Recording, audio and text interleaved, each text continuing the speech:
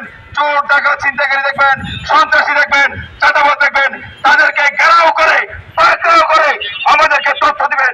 আমরা কুইকলি সাহস করে সন্ত্রাসীদেরকে গ্রেফতার করতে সক্ষম হবো ইনশাআল্লাহ। যাদের বড় শক্তিশালী আপনাকে তাদের বিরুদ্ধে